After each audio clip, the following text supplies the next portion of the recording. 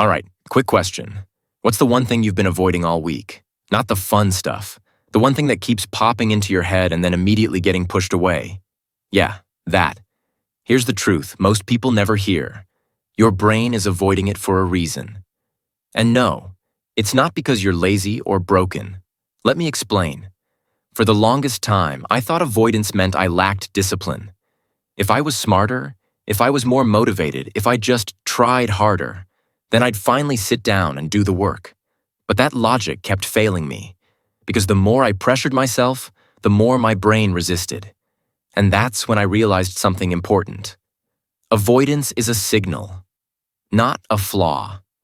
Your brain has one main job: keep you safe, not successful, not productive, safe. So when it senses something that feels uncertain, overwhelming, or emotionally risky, even if it's just studying, applying for something, or starting a project, it goes, potential danger, and it pulls the emergency brake. That's why you open your laptop, look at the assignment, and suddenly feel tired. That's why you plan to work, but somehow end up scrolling. That's why you wait to feel ready. It's not procrastination. It's threat avoidance. Here's the part nobody teaches us in school. Your brain can't tell the difference between a physical threat and a psychological one. Deadlines, grades, expectations, fear of failing, fear of not being good enough. To your brain, that's all stress.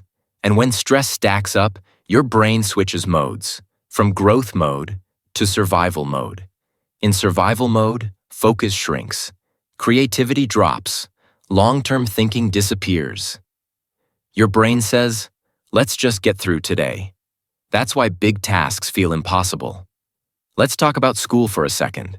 Ever notice how starting feels harder than doing?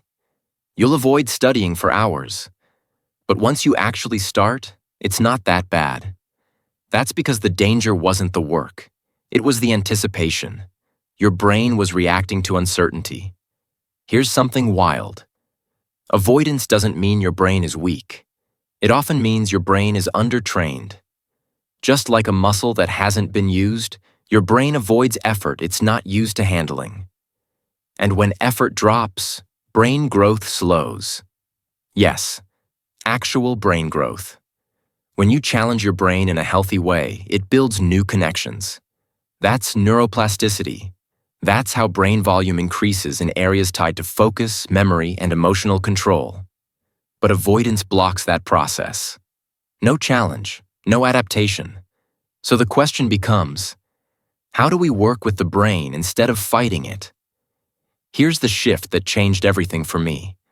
I stopped asking, how do I force myself to do this? And started asking, how do I make this feel safe enough to begin? That one question changes everything. Let's break this down into something practical. Step 1. Name the threat. Ask yourself honestly, what am I actually afraid of here? Not the task, the feeling. Looking stupid? Failing? Being judged? Feeling behind? Once you name it, the fear loses power. Your brain relaxes when uncertainty becomes specific. Step 2. Shrink the danger. Your brain hates big, undefined tasks. So stop saying, I need to study everything. Instead, I'll open the book. I'll read 1 page. I'll do 5 minutes. Tiny actions signal safety, and safety unlocks focus. Here's something important. You don't build confidence before action. You build it after. Each small win tells your brain, we survived this. That's how tolerance grows. That's how avoidance shrinks. If you're constantly overwhelmed, this isn't about pushing harder.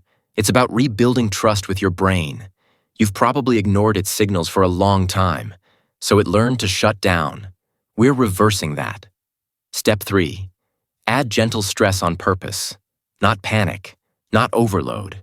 Just enough challenge to stimulate growth. Focus for 10 minutes. Study without your phone. Start before you feel ready. These moments increase brain capacity over time. Think of it as mental weight training. At first, it's uncomfortable. Your brain complains. Your mind looks for exits.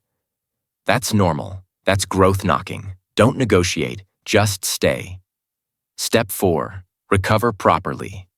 Most people skip this. After effort, don't immediately drown your brain in dopamine. No instant scrolling, no mental escape. Pause. Breathe. Let your brain register the win. That's how resilience forms. Here's the part I wish someone told me earlier. Avoidance isn't your enemy. It's your brain asking for clarity, safety, and manageable challenge. When you provide those, focus comes back. Motivation follows. And if you're thinking, but I'm already exhausted, then listen closely. Growth is not grinding. If you're burned out, your brain needs rest first. Sleep. Lower expectations. Simplify. A rested brain grows faster than a stressed one. Let's bring this home. Your brain avoids things that feel too big, too uncertain, or too emotionally risky, not to sabotage you, but to protect you. When you respect that and respond intelligently, everything changes. Here's what I want you to try tonight. Pick one thing you've been avoiding. Just one. Break it down until it feels almost silly. Do the first tiny step. Not perfectly, not bravely, just gently. Teach your brain this message. I'm safe.